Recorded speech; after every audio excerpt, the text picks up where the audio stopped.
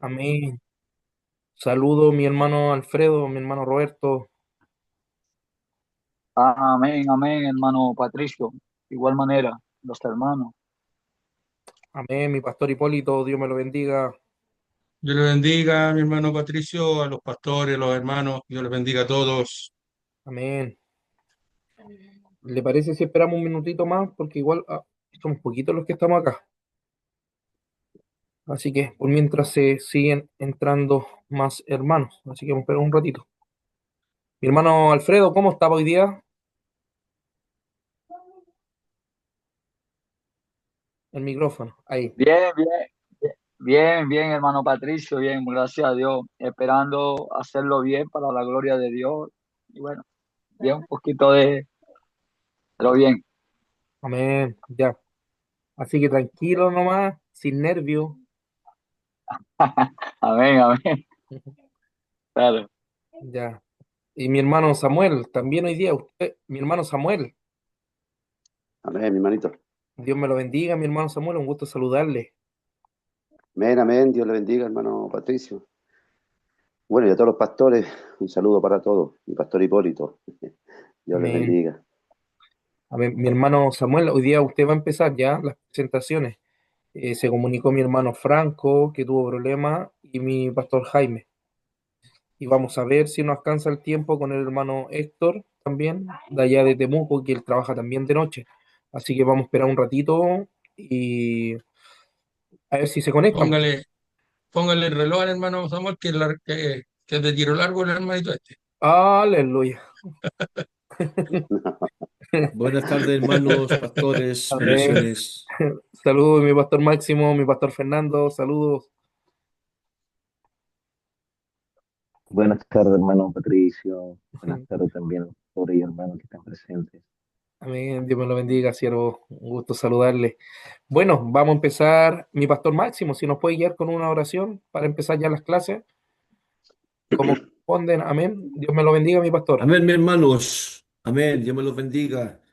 Amén. Cerramos nuestro ojito, entonces oramos en la presencia poderosa del Señor. Padre, te damos gracias, maravilloso Dios, en el nombre de nuestro Señor y Salvador Jesucristo, puesto que nos concedes, Señor, un día más de vida, de salud, la bendición de poder reunirnos, Señor, junto a tus hijos, tus siervos, nuestros hermanos, nuestro profesor, Señor, y poder disponer este tiempo y también nuestro corazón, Señor, para poder ser enseñados, ministrados, educados, formados por tu palabra, Padre. Oramos como siempre, rogando su asistencia, su respaldo, su ayuda para cada uno de tus hijos, Señor, especialmente en esta tarde que tienen que exponer, Señor, ayúdales, dale de tu gracia, de tu presencia y permite que todo sea, Dios mío, como siempre, para la gloria de tu nombre. Amén y amén, Señor. Amén. Gloria a Dios. Bueno, le damos la bienvenida a cada uno de ustedes, mi hermana Paula, mi hermano Cristóbal también que ahí se está conectando. Les saludamos en el amor del Señor. Amén. Así que, amén. Amén. Saludos a todos, saludos a los pastores, a los hermanos. Bendiciones. Amén. Así que mi hermano Samuel, vamos a darle al tiro el paso a usted. Bueno, como todos hemos dicho, si se pasa un poquito los 15 minutos, hermano, no hay problema. Si se pasa después mi Amén. pastor Hipólito, ahí usted, la oficina es bien grande allá en Recoleta.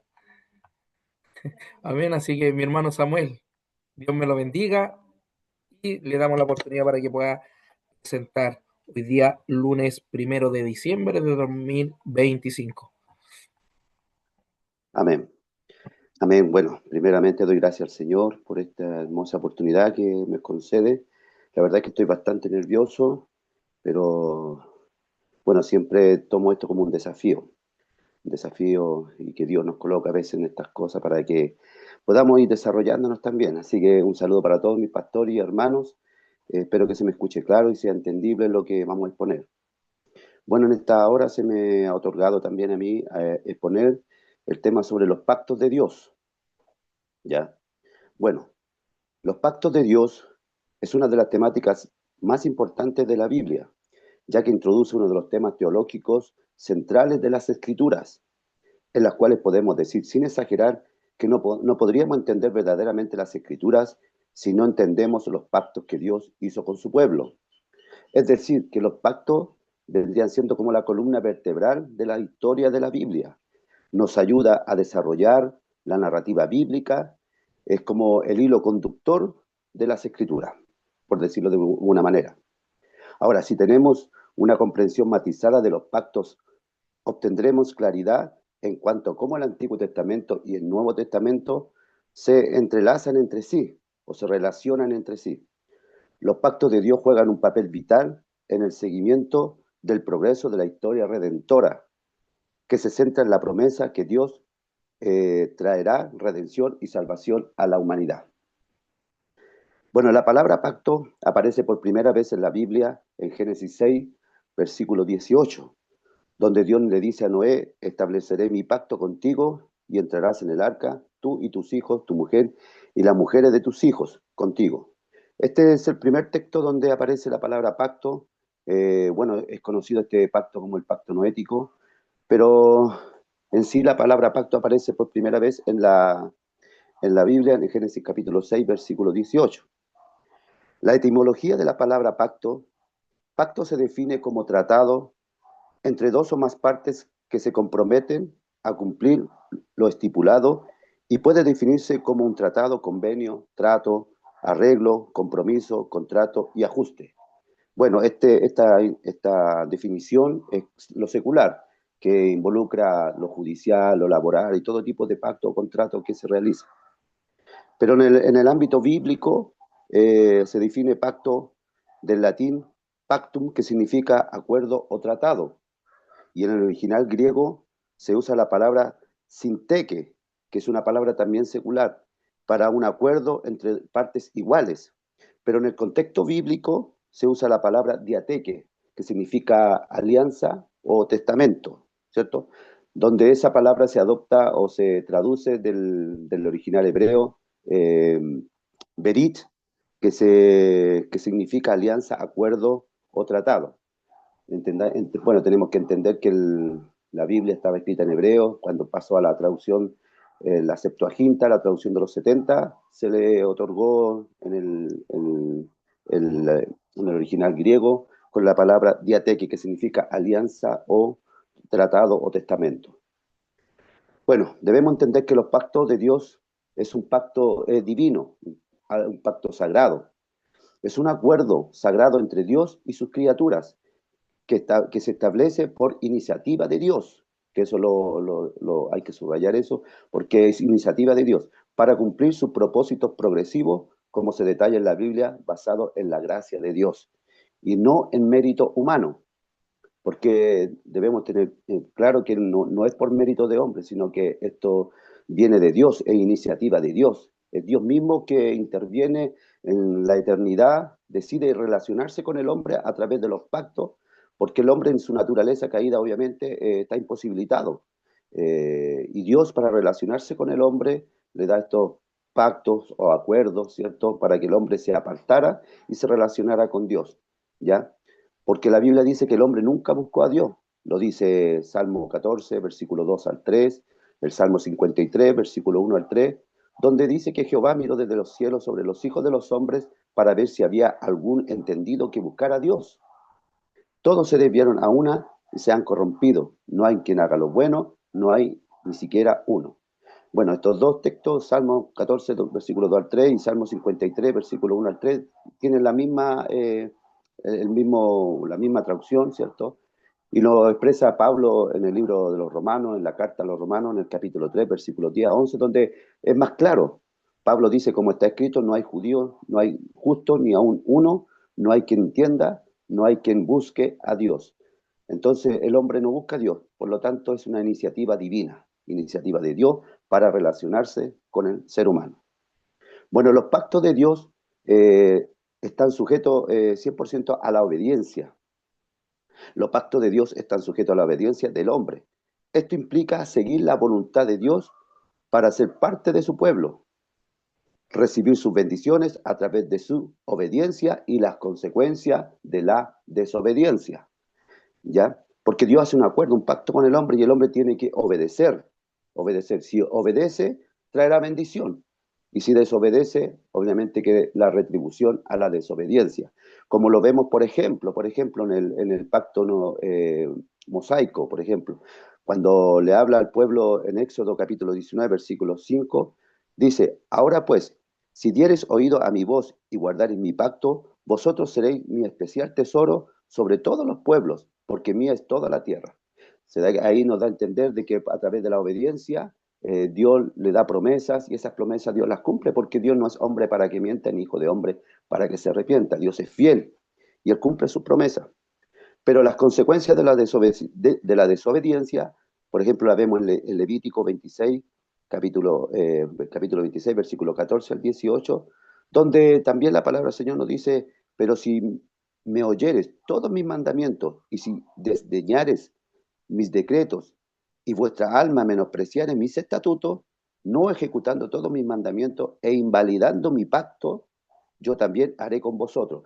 Y ahí los versículos más adelante hay nombran, mencionan todas las consecuencias de la desobediencia del pueblo de Dios y las consecuencias que iban a traer la maldición, la ruina y todo lo que conllevaba a la desobediencia. Debemos entender que Dios es todo perfecto, todo santo, y Él es todo sabio. Y el hombre es un pecador. Entonces, cuando se habla de un pacto, tenemos que tener claro que no estamos en igual de condición, porque Dios es todopoderoso, es todo santo, todo perfecto. Nosotros no, pues nosotros somos seres caídos, el hombre es un ser caído, un ser corrompido, un ser que está en una depravación total, que está caído, alejado de la presencia de Dios. ¿Por qué digo esto? Porque lamentablemente, bueno, entre comillas, quiero mencionar algunas de las doctrinas neopentecostales que ellos afirman y enseñan a los seguidores, a sus oyentes, a pactar con Dios, en lo cual eso está totalmente erróneo, porque la misma escritura lo narra, porque el hombre no está en condición de pactar con Dios, ya que el hombre no tiene nada que ofrecer. Es Dios, Dios le pertenece a todos, y sin embargo nosotros también estamos en una apartados de Dios. Si Dios es que se acerca al hombre, no el hombre a Dios. Por lo tanto, es una doctrina errónea, porque la Biblia dice, por ejemplo, en Salmo 24, versículo 1 adelante, dice que de Jehová en la tierra su plenitud, el mundo y los que en él habitan. Por lo tanto, el hombre no está en igualdad de condición para pactar con Dios. Entonces, esa doctrina que se habla de pactar con Dios, que lo basan en lo material, en el dinero y todo eso para obtener favores y beneficios, es una doctrina totalmente ilógica e irracional. Bueno, los pactos de Dios no son impersonales, sino más bien relacionales. Es decir, en un contexto relacional, Dios se relaciona con el hombre, no es como como un acuerdo, por ejemplo, de tipo laboral o judicial, donde no se involucran la relación entre sí, entre las partes. Por ejemplo, en el libro de Malaquías, en el capítulo 2, versículo 14, habla de un pacto matrimonial. Y yo, bueno, viendo este texto, pude entender de que los pactos de Dios se asemejan tanto a la relación matrimonial, ya que en ese acuerdo de pacto matrimonial, donde no son impersonales, sino más bien relacionales, donde dos personas se unen en un acuerdo de fidelidad, de amor, de respeto, de lealtad. Por lo tanto, esa es la forma que Dios quiere relacionarse con el hombre, bajo un pacto de lealtad, de fidelidad, de respeto, en el amor, ¿cierto? Y obviamente cumpliendo sus ordenanzas. Bueno, esa es la forma como Dios se quiere relacionar con el hombre, por medio de los pactos. Ahora la Biblia nos presenta, bueno, yo pude indagar y vi muchas formas de pacto, pero me enfoqué en los más relevantes. Por ejemplo, en el pacto edénico, adánico, que es un pacto que Dios establece con Adán.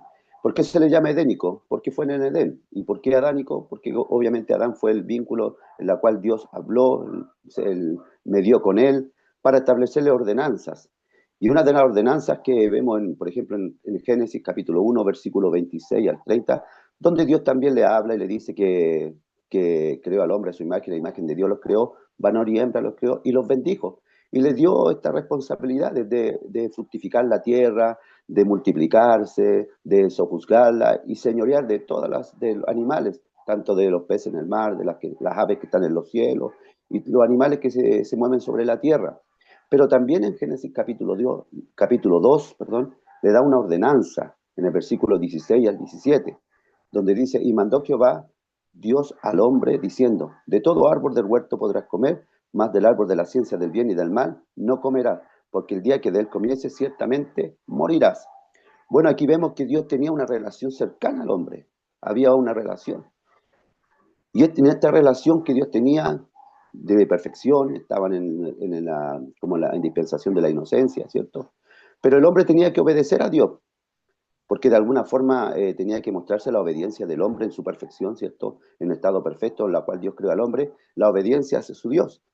Pero vemos que el hombre desobedeció a Dios, y la obediencia obviamente que trajo las consecuencias. ¿Cuál era la obediencia traía los beneficios, perdón, que era, por ejemplo, la vida eterna, estar en comunión con Dios, en su relación perpetua, una relación por toda la eternidad. Pero sin embargo, el hombre desobedeció y las consecuencias fueron el pecado, entró el pecado en el hombre y posteriormente la muerte y la separación de Dios con el hombre, porque nos separó, hubo una separación. Y la Biblia, por ejemplo, nos dice que, por ejemplo, en Oseas capítulo 6, versículo 7, aunque la palabra pacto no aparece en estos textos, porque no aparece en la historia, en la narrativa del Génesis, o sea, en el Edén. Por lo tanto, en Oseas capítulo 7, 6, versículo 7, Dios hace una crítica a su pueblo, porque habían traspasado el pacto como Adán. Y yo se lo voy a leer textualmente porque dice así, Dios a través del profeta Oseas, mas ellos, cual Adán, traspasaron el pacto, allí prevaricaron contra mí. Por lo tanto, se toma de lo que aconteció con Adán para darle a entender que así como Adán, ellos también habían traspasado el pacto. Entonces ahí nos da a entender claramente de que hubo un pacto entre Dios y Adán, un acuerdo, ¿cierto? Y ellos habían pecado. Bueno, y las consecuencias no tardaron en venir y vemos nosotros que hubo una ruptura en la relación entre Dios y la humanidad, o sea, una separación, ¿cierto? Porque como dice Pablo a los Romanos capítulo 5, versículo 12, por tanto como el pecado entró en el mundo por un hombre y por el pecado la muerte, así la muerte pasó a todos los hombres por cuanto todos pecaron. Es decir, que entró el pecado, la muerte, y la muerte pasó a todos los hombres por cuanto todos pecaron. Pablo también dice en Romanos capítulo 3, versículo 23, dice, por cuanto todos pecaron y están todos destituidos. Ahí está la separación. Destituidos de la gloria de Dios. Amén. Pero sin embargo, en este pacto, en esta desobediencia del pacto entre Dios y Adán, vemos también algo muy importante, porque a pesar de la maldición que hubo por el pecado, ¿cierto? Incluyó también Dios una promesa de un redentor, ¿cierto? En Génesis capítulo 3, versículo 15, lo que se llama el protoevangelio. ¿Por qué se le llama protoevangelio? Porque es una nueva que le está dando, una buena nueva que se le está dando de una obra redentora hacia la humanidad caída. Donde Dios dice en Génesis 3, versículo 15, y pondré enemistad entre ti, hablándole a la serpiente, y la mujer, y entre tu simiente y la simiente suya. Esta te herirá en la cabeza y tú le herirás en el calcañar. Bueno, ahí vemos dentro de todo este pacto la desobediencia, pero también la promesa de Dios, que iba a venir un mejor pacto, iba a venir una promesa en la cual Dios iba a triunfar sobre la serpiente, sobre la muerte, sobre el pecado. Y ese es el pacto edénico y adánico. El segundo pacto, el pacto noético. Es un pacto universal establecido por Dios con Noé y toda la creación después del diluvio. Dios manda o envía un juicio parcial a toda la humanidad, enviando un diluvio para raer y destruir toda carne. Entendamos que nosotros en ese tiempo, la Biblia, como dice en Génesis capítulo 6, en el versículo 5 en adelante, dice que la maldad de los hombres era mucha, ¿cierto?, sobre la tierra, y todo designio de los pensamientos del corazón de los hombres era de continuo hacer lo malo. Por lo tanto, Dios dice en su palabra que se arrepintió, o sea, le dolió, le pesó en su corazón haber creado al hombre, le pesó, le dolió. ¿Por qué? Porque el hombre había pecado, la maldad era mucha, ¿cierto? Entonces Dios manda un juicio, manda un diluvio, manda este juicio divino, ¿cierto? Para destruir toda carne, todo ser vivo que estaba sobre la tierra. Y ahí vemos que Dios destruye, pero Dios después cuando llama a Noé para salvaguardar, ¿cierto? Su vida y la vida de sus hijos, su descendencia, junto a su esposa, Dios le da una promesa, le da una ordenanza y ahí se establece el pacto noético, donde Dios en Génesis capítulo 9, versículo 8 al 12, dice que Dios le habló a Noé y a sus hijos, con él diciendo, he aquí, yo establezco mi pacto con vosotros y con vuestras descendientes después de vosotros, y con todo ser viviente que está en vosotros, ya, aves, animales y toda bestia en la tierra que está con vosotros, desde todos los que salieron del arca hasta todo animal de la tierra. Estableceré mi pacto con vosotros y no exterminaré ya más toda carne con aguas de diluvio, ni habrá más diluvio para destruir la tierra. Y dijo Dios, esta es la señal del pacto que yo establezco entre mí y vosotros, y todo ser viviente que está con vosotros, por siglos perpetuos. Mi arco he puesto en las nubes, el cual será por señal del pacto entre mí y la tierra. Bueno, ahí está el segundo pacto que hace Dios con el hombre, también dejándolo también en esa libertad, obviamente con la naturaleza pecaminosa, pero Dios ya en su presencia, en su conocimiento anticipado, ¿cierto? Él ya tenía establecido un plan redentor más adelante con toda la humanidad. Y número 3, también tenemos el pacto abrahámico, ¿cierto? Que es un acuerdo incondicional que Dios hizo con Abraham. ¿Por qué le llama incondicional? Porque los otros pactos estaban todos condicionados a la obediencia. Pero aquí hay un acuerdo incondicional que Dios hizo con Abraham, porque Dios le da una promesa a su descendencia, ¿cierto? Le da una gran descendencia y le da también una tierra que era la tierra donde él se tendría que establecer su nación, su descendencia, una tierra de Canaán donde fluía leche y miel. Pero Jehová había dicho a Abraham, en Génesis 12, al 1 al 3 dice, pero Jehová dijo a Abraham, vete y tú y tu tierra y tu parentela y de la casa de tu padre a la tierra que te mostraré y haré de ti una nación grande y te bendeciré y engrandeceré tu nombre y serás bendición. Bendeciré a los que te bendijere y a los que te maldijeren, maldiciré. Y serán benditas en ti todas las familias de la tierra. Bueno, Dios hace un pacto con Abraham también de circuncidar a toda su descendencia como señal de su propiedad, a todo varón, hijo o esclavo, ¿cierto? A la edad de 8 días. Porque ahí era esa señal del pacto, ¿cierto? De circuncidar a todo varón, era la señal de que ellos iban a ser pueblo de Dios, pueblo apartado para Dios. Esa señal de la circuncisión iba a ser lo que identificaría al pueblo de Dios, ¿cierto?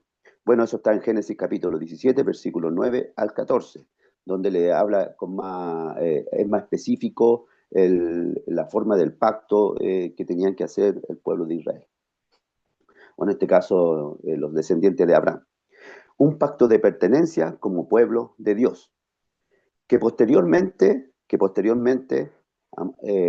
serán incluidos los gentiles, obviamente, como hijos de Abraham. ¿Pero de qué forma? A través de la fe. Ya no de un pacto de circuncisión, sino por la fe. ¿Y la fe en quién? En Jesucristo. Y aquí también está deslumbrando también de que por medio de Jesucristo nosotros también íbamos a ser hijos de Abraham por la fe en Cristo Jesús, como dice Pablo a los Gálatas capítulo 3, versículo 7.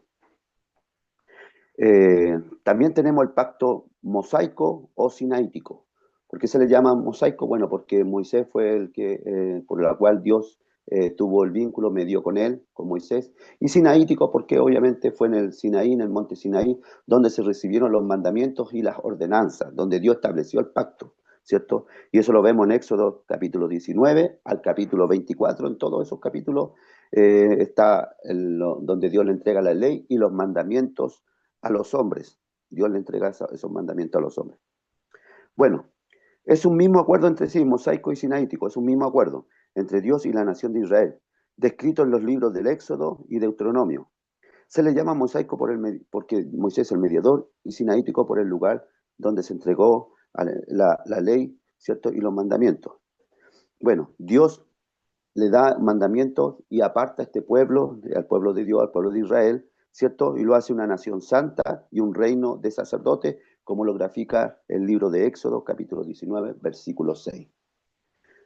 Dios le da una promesa en Éxodo capítulo 19, versículo 5, donde le dice: ahora pues, si diereis oído a mi voz y guardaréis mi pacto, vosotros seréis mi especial tesoro sobre todos los pueblos, porque mía es toda la tierra, ¿cierto? Entonces, Dios estableció un pacto condicional en donde Israel también se compromete a obedecer la ley. Y eso lo encontramos en Éxodo 19, versículo 8, donde dice que todo el pueblo respondió a una y dijeron: todo lo que Jehová ha dicho, Moisés, haremos. Por lo tanto, amados hermanos y pastores, aquí vemos que hay un acuerdo, ¿cierto?, en la ley que Dios le entrega a Moisés, y el pueblo estaba dispuesto a obedecerlo. Pero sin embargo, nosotros entendemos teológicamente que se considera la incapacidad de Israel, porque así fue, la incapacidad para cumplir el pacto por sí mismo, porque obviamente, amados hermanos, ninguno pudo cumplir la ley. Por lo tanto, esta consecuencia o la incapacidad de Israel para cumplir el pacto, ¿cierto?, revela la necesidad de la redención dada por Jesucristo, quien cumplió toda la ley y es mediador de un nuevo pacto. Ahí se da a entender que el hombre fue incapaz de obedecer la ley, de cumplir la ley. Solamente uno la cumplió, y ese fue Jesucristo.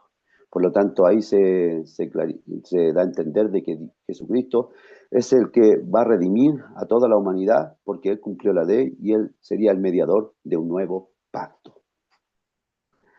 También tenemos el pacto davídico, Mi que hermano es una Samuel, promesa. vamos para salir un poquito, pero Allá, con libertad, porque es necesario pasar esto. ya, amén. Es una promesa incondicional de Dios, el pacto davídico, de Dios al rey David, que de su linaje reinaría para siempre, y que habría una descendencia donde se establecería un reino eterno, ¿cierto? Eso lo vemos en 2 de Samuel, capítulo 7, versículos 12 al 16, ¿cierto? Ahí Dios le hace una promesa al rey David, que de su descendencia, de su linaje, después que él partiera, ¿cierto?, durmiera con su padre, Dios iba a establecer un reinado perpetuo, como dice también en el libro de Daniel, un reinado sempiterno, que duraría para siempre, eternamente y para siempre. Y eso también lo vemos en Primera de Crónicas, capítulo 17, versículos 11 al 14. Ya. Y este es un pacto mesiánico, ¿cierto?, que apunta a la venida del Mesías, quien cumpliría las promesas del pacto. Su cumplimiento es evidente en la genealogía de Jesús, y eso lo vemos en Mateo capítulo 1, versículo 1 y 16, donde en el Evangelio de Mateo se habla de la genealogía de Jesucristo y aparece justamente el rey David. Y eso aparece en los escritos, y más aún, el mismo gentío, la gente que proclamaba a Jesús, como por ejemplo Bartimeo, ¿cierto? En Marcos capítulo 10, versículo 47, 48, donde se dice y se le llama al Señor Jesucristo: Hijo de David, ten misericordia de mí. O sea, era evidente que la genealogía y el cumplimiento se estaba dando en Jesucristo, el cumplimiento de David vendría un reinado que sería para siempre, sería un reinado eterno. Entonces se da cumplimiento a ese pacto davídico.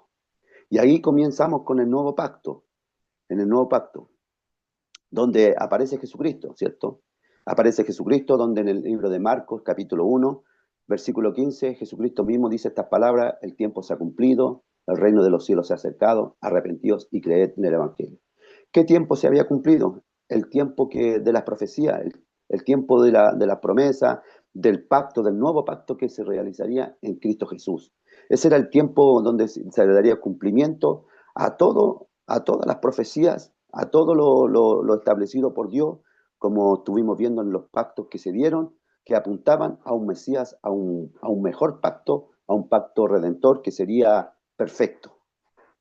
Bueno, este pacto se refiere a la nueva relación entre Dios y la humanidad, establecida a través de Jesucristo.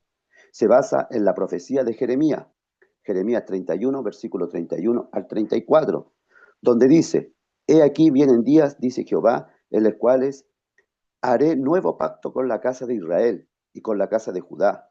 no como el pacto que hice con sus padres el día que tomé su mano para sacarlos de la tierra de Egipto, porque ellos invalidaron mi pacto, aunque fui yo un marido para ellos, dice Jehová.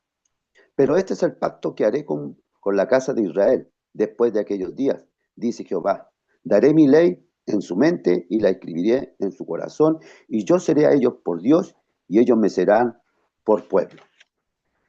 Y no enseñará más ninguno a su prójimo y ninguno a su hermano, diciendo, conoce a Jehová, porque todos me conocerán, desde el más pequeño de ellos hasta el más grande, dice Jehová, porque perdonaré la maldad de ellos y no me acordaré más de sus pecados. Y eso también lo vemos también en la epístola a los Hebreos, capítulo 8, versículos 6 al 13.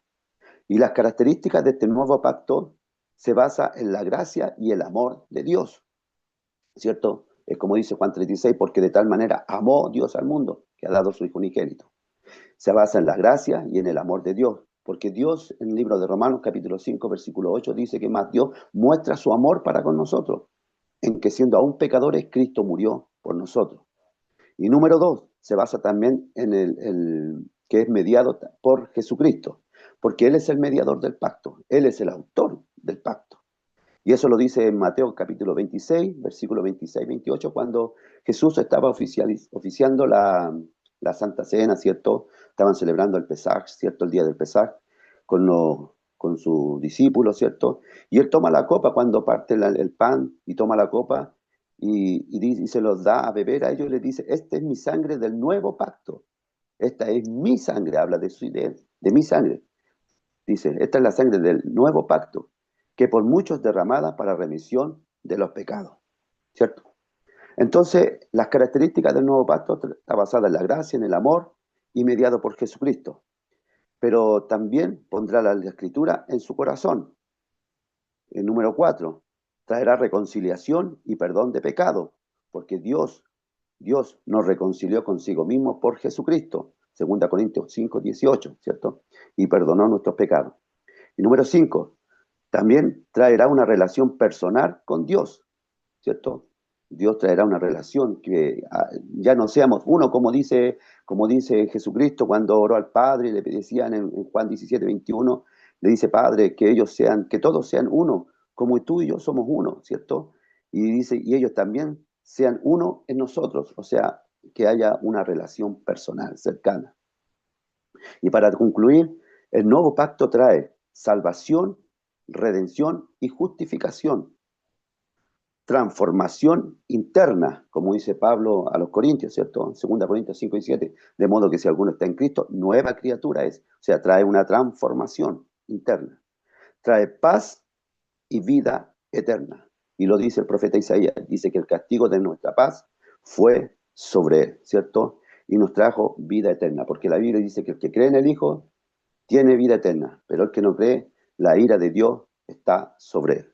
Por lo tanto, el pacto de Dios, el pacto de Jesucristo, es un pacto eterno, ¿cierto? Un mejor pacto que el pacto antiguo. Y como dice Hebreos capítulo 8, versículo 6, para terminar, pero ahora tanto mejor ministerio es el suyo, cuanto es mediador de un mejor pacto establecido sobre mejores promesas. Amén. Amén. Esa es, Amén. mi hermano. Dios le bendiga a mi hermano Samuel. Amén. Yo sé que igual el tema de los pactos, igual da, bueno, la referencia que usted dio son súper buenas, porque me gustó también lo que tocó usted sobre el tema de que ya no se puede pactar con Dios. De repente anda una ola, ¿no es cierto?, bien carismática, que dice que venga, pacte con Dios, venga, no sé, pues ya sea por el tema de la prosperidad. Entonces, como usted lo acaba de decir, ¿no es cierto? Y me gusta lo que dice Hebreos capítulo 10 versículo 26 parece. Y después de esto, ¿no es cierto? No hay más sacrificio. Y el sacrificio perfecto fue en Cristo. Ese fue, se puede decir, el mejor pacto que haya hecho Dios. Ahora, recuerde que siempre hay un propósito con el tema de los pactos. ¿Y cuál es ese propósito? ¿No es cierto? Aquí yo tengo, por ejemplo, dice que Dios revela su redención y su relación con la humanidad. Entonces, esa es la finalidad y el propósito de un pacto. Entonces, a través de la sangre de Cristo ya no necesitamos pacto. No, de hecho, es más, me atrevería a decir que muchas veces yo cuando llegué a los caminos del Señor también decía, Señor, quiero pactar contigo. Si ya está todo, ya esto no es por obra. Entonces ya está todo ya hecho, el perfecto sacrificio en Cristo Jesús y el hombre, aunque tuviera millones de dólares, digo Dios, yo puedo ofrecerle hasta mi vida, pero si mi vida yo no la llevo acorde a los caminos de Dios, de nada sirve yo pactar incluso mi vida con Dios. Entonces, el nuevo pacto, ¿no es cierto?, es a través de Jesucristo. Entonces, mi hermano Samuel, Dios me lo bendiga, se pasó un poquitito, pero está bien, amén. Así que le vamos a poner al tiro la nota, un 7 le vamos a poner y vamos a ponerle aquí más o menos la duración. Yo le coloco la duración, ¿ya? Entonces, ese sería su presentación, mi hermano amado. Amén. Dios le bendiga, amén, y muchas gracias. Bueno, seguimos ahora también con el segundo, se puede decir, la segunda presentación. Veo a mi hermano, ¿a dónde está mi hermano Alfredo? Dios me lo bendiga, mi hermano Alfredo. ¿Está por ahí? Entonces aquí estamos, hermano Patricio. Amén, mi hermano Alfredo, Dios me lo bendiga. Deme un segundito para poder enlazarlo acá. Ahí está, mi hermano amado. Dios me lo bendiga, un gusto saludarle. Amén, mi hermano. Gracias, igual. Amén. Bueno, hermano amado, le damos el pase. Usted va a exponer su presentación sobre el tema de la ley de Dios. Amén. Así que Amén. siéntese ahí, mi hermano amado, y le damos el pase. Dios me lo bendiga. Amén, mi hermano Patricio. Bueno, sí, como bien lo dice, damos gracias a Dios por esta oportunidad. Dios bendiga a los pastores. Saludo a mi pastor Máximo, lo vi por allí. Y bueno, vamos con esto, que Dios nos ayude. Me toca presentar, hablar con respecto a la ley de Dios. La ley de Dios, ya que definimos la ley de Dios, los mandamientos que fueron entregados al hombre Moisés o al hombre llamado Moisés, hablar de el monte Sinaí en el capítulo 20 del libro de Éxodo. Ya definimos pecado. ¿Por qué? ¿Por qué tienen que haber leyes o por qué tuvo que haber Dios establecido su ley? Porque el hombre es pecador y Dios es santo. Hace una distinción entre el hombre y Dios. Entonces yo tengo aquí escrito algunas cosas concernientes a lo que, para qué Dios plantó o trajo sus leyes o su ley al hombre. Se dice, ya definimos como pecado cualquier falta de conformidad hacia o transgresión de la ley de Dios. Sería bueno entender algunas cosas con la ley de Dios. ¿Cómo? Primero, la ley de Dios es correcta, es justa. Dice en la carta a los Romanos, capítulo 7, verso 12, dice, estamos bajo la gracia y no bajo la ley. Que uno casi pensaría que la ley es algo malvada. No es malvada la ley, porque Pablo diciendo, dice, la ley a la verdad es santa y el mandamiento santo, justo y bueno. Es una revelación con la naturaleza o una revelación de la naturaleza y la voluntad divina del Dios Todopoderoso. Segundo, la ley. La ley de Dios no es algo arbitrario. No es que Él viene y lo hace no. Dios trae la ley al hombre para que el hombre se identifique su condición delante de Dios y su condición personal, ya que emana de su propia naturaleza la voluntad de Dios. Dios declara que algo es correcto siempre, sobre la base de que si Él lo dice. Es decir, que Dios, como es el creador de todas las cosas, Él sabe por qué hace todas las cosas. Como bien decimos, Dios tiene un propósito detrás de todas las cosas. La creación tiene un propósito y los mandamientos de Dios, la ley de Dios también trae un propósito y es mostrar al hombre su condición.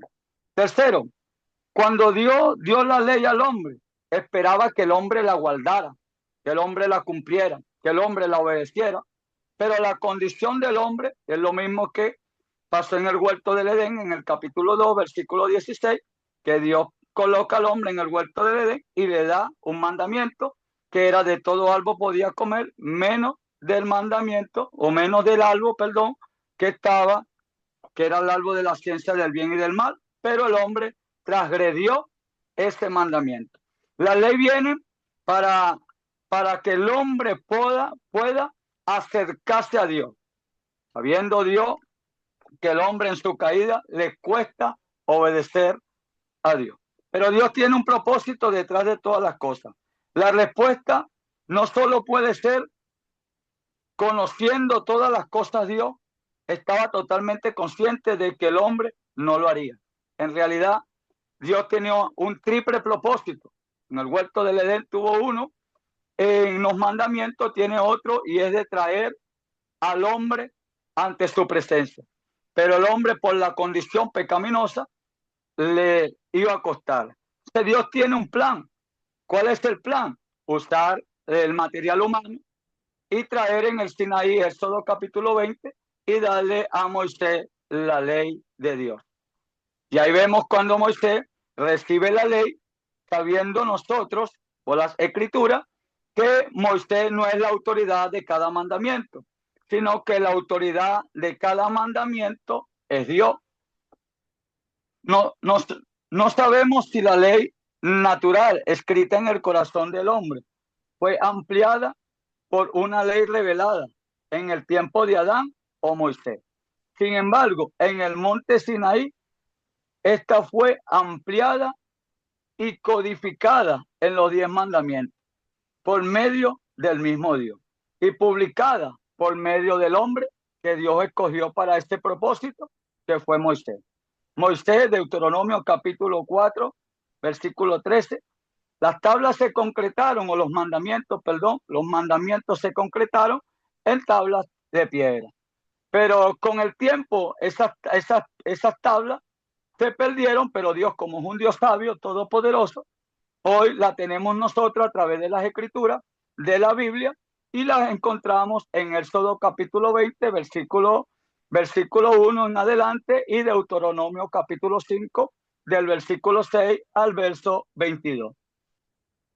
El Decálogo en el Antiguo Testamento contiene declaraciones que concernían a los judíos. Es decir, que estos mandamientos son dados al pueblo de Dios, a los judíos. No era generalmente, pero como hablamos de un propósito excelente de parte de Dios para con toda la humanidad progresivamente. Pero en sí, los mandamientos en el Éxodo capítulo 20 a través de Moisés se le da es a los judíos.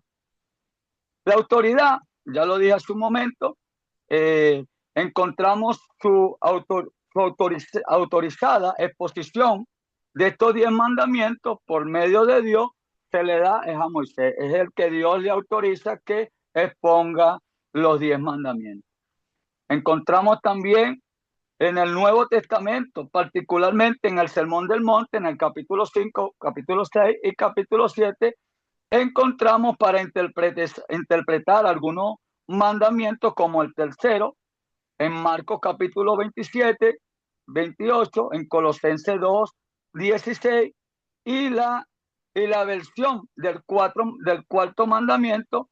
En el Nuevo Testamento tenemos Efesios capítulo 6, versículo 2, que es un mandamiento con promesa, donde Pablo habla de los mandamientos.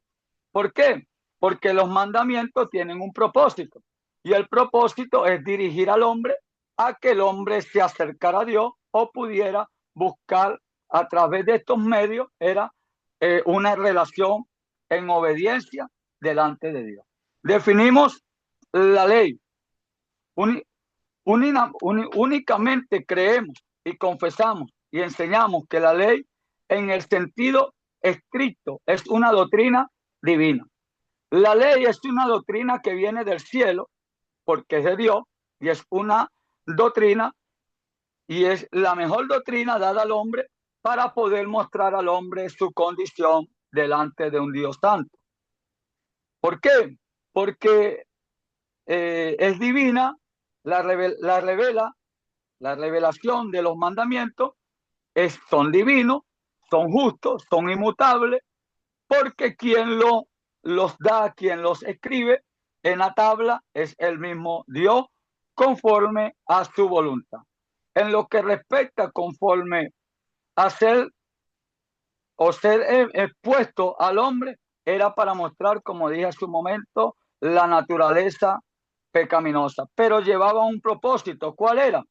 Tratar al hombre en su pensamiento para que el hombre se pudiera mover en palabra y también pudiera trabajar a través de los hechos. Por eso es que la Biblia o los mandamientos habla de que la ley en sí es buena, porque trataba de que el hombre pudiera a través de los mandamientos comportarse, actuar o en obediencia delante de Dios.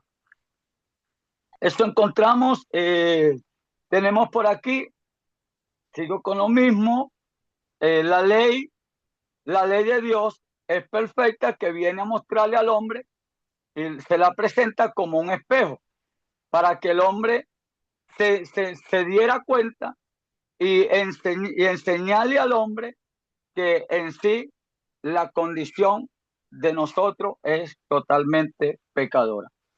Entonces, Pablo hablando dice, ¿para qué sirve la ley? Fue añadida a causa de las transgresiones. Para eso fue traída la ley al hombre, para mostrar la transgresión, el pecado, la condición del hombre. Pablo dice en Gálatas capítulo 3, versículo 19, yo no conocía el pecado, sino por la ley, porque tampoco conociera la codicia. Es decir, que la codicia es realmente un pecado. Pero ¿cómo lo dice Pablo?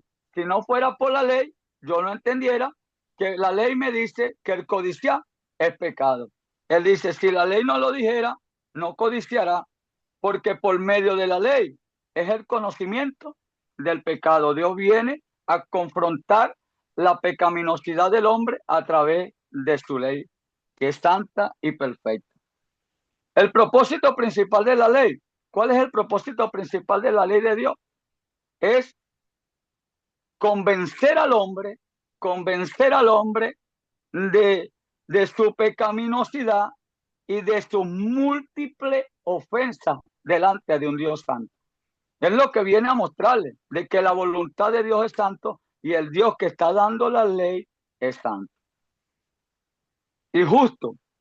Pero también como consecuencia, la ley tiene un propósito, que también en el capítulo 2, verso 16, cuando Dios le da, de Génesis, cuando Dios le da el mandamiento a Adán, él transgrede un mandamiento y eso tuvo una consecuencia. ¿Cuál fue la consecuencia?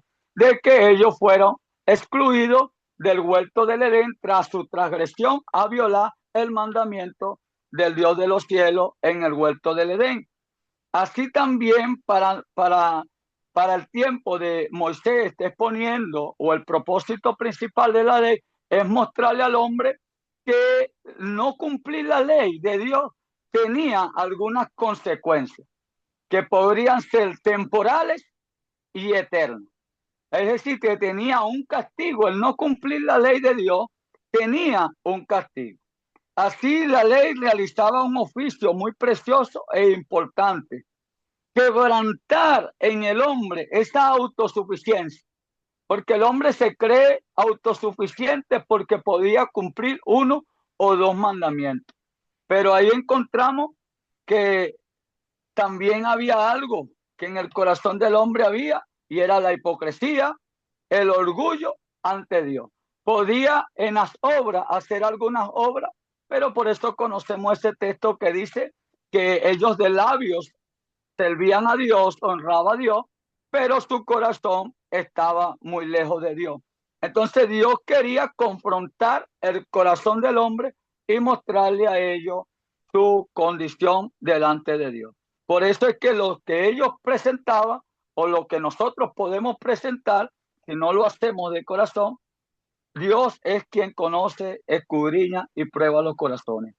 Humillar al hombre ante Dios no era la intención de Dios, sino era hacerle comprender su corazón.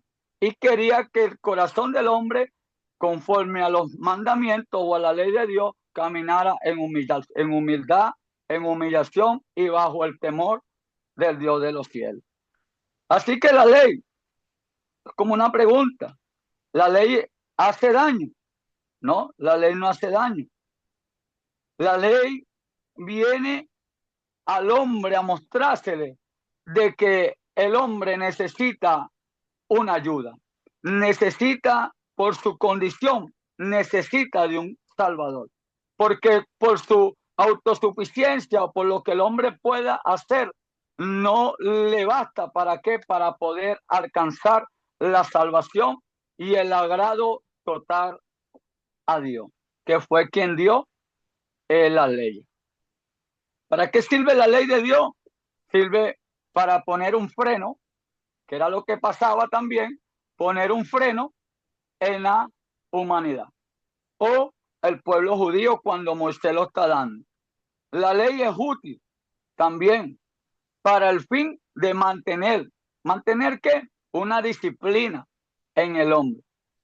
Porque si no hay ley, entonces cada quien hace lo que bien quiere. Pero la ley viene para poner el hombre en disciplina y pueda caminar correctamente delante de Dios. Entonces, ¿por qué? Porque en lo externo ellos podían haber mostrado cosas que estaban haciendo como en obediencia, respetuoso, pero la condición de ellos en su corazón lo hacían no agradando a Dios. Y para reprimir en algunas medidas la exposición, eran groseros. La ley no fue dada, también aquí, la ley no fue dada para los justos, sino para los impíos, los transgresores, los desobedientes y todos los pecadores. Por eso Pablo hablando dice que por cuanto todos pecaron, estábamos destituidos de la gloria de Dios, pero ahí es en donde entra, todos sin excepción, pero ahí es en donde entra uno de los planes principales de Dios, que era traer un propósito. El propósito de la ley no es salvar al hombre. El propósito de la ley, la cual es santa y el mandamiento es santo, justo y bueno, que es lo que dice el apóstol Pablo en Romanos 7:12, y Ezequiel dice que el hombre que haga estas cosas viviría por ella, porque él no quería la muerte para el impío, sino que el impío se volviera de su mal camino y se pusiera siempre o tuviera siempre de acuerdo a la ley de Dios. Pero como le cuesta mucho al hombre acercarse y cumplir la ley de Dios, Dios tiene un plan, y es el plan de salvación, porque por los méritos propios, por la autosuficiencia del hombre que no alcanzaban y no podían alcanzar la salvación, te da un plan, y es el fin de la ley, la cual el fin de la ley es Cristo. Hay un texto en Juan capítulo 1, versículo 17, donde dice, pues la ley por medio de Moisés fue dada, pero la gracia y la verdad vinieron por medio de nuestro Señor y Salvador Jesucristo. De ahí, por las obras de la ley, ningún ser humano será justificado delante de Dios. Romanos 3:20. De manera que la ley, aunque revela un camino perfecto al cielo, no puede alcanzar este objetivo en el hombre, porque el hombre le es imposible conformarse a su requerimiento. Los hombres pecan. Si tratan de alcanzar la salvación por la obra de la ley, esto los disminuye a la bondad de la ley, ni su propósito de dar vida. Si es guardar perfectamente, ellos simplemente prueba de maldad del hombre hacen imposible la salvación del hombre por medio de la ley. Y por lo tanto, el propósito de la ley no es salvar con respecto al hombre. Como los hombres no pueden por su propia fuerza cumplir la ley y como están sumergidos en el pecado y sus culpas de eterna ira y muerte, no podemos ser librados del pecado ni ser justificados por nosotros mismos. Necesitamos un Salvador y ese Salvador es Cristo. ¿Por qué? Porque habían leyes morales, habían leyes civiles y también en esos mandamientos salieron lo que eran las leyes ceremoniales. Pero ni las leyes civiles, ni las leyes morales, ni las leyes ceremoniales lo hacían acto a ellos. ¿Por qué? Porque todos en cierta forma transgredían, ¿no? O se transgredía el mandamiento de Dios. Por eso la ley fue dada para revelar la santidad de Dios. La ley fue dada para traer al hombre a Cristo. Ese era el propósito, el objetivo, pudiéramos decirlo, principal de los mandamientos. Era mostrarle al hombre su condición progresivamente para llegar al fin de un ser perfecto que no abolió la ley, sino que la cumplió en la totalidad. Y por eso Pablo, hablando Pablo en la carta de los Corintios, capítulo 9, versículo 21, Pablo habla de que la ley de Dios es buena, pero él andaba caminando bajo la ley de Cristo. ¿Por qué? Porque la ley de Cristo fue la que abrió el acceso por su gracia, su sacrificio en la cruz del Calvario a todos los pecadores. Que hoy los judíos en su mayoría estén bajo la ley, ya ellos que estén bajo la ley, pero ya nosotros andamos bajo la gracia de nuestro Señor y Salvador Jesucristo, que es lo que dice Efesios capítulo 2, versículo 8, que por gracia, por medio de la fe, somos salvos. ¿En quién? En nuestro Señor y Salvador Jesucristo.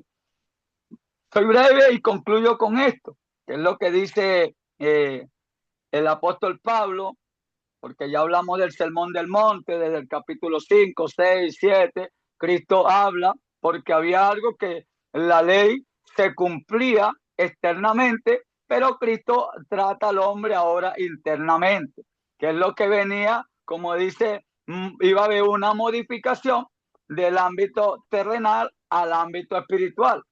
Cristo, Pablo hablando en el capítulo 10, verso 4, donde habla de que porque el fin de la ley es Cristo para justicia a todo aquel que cree.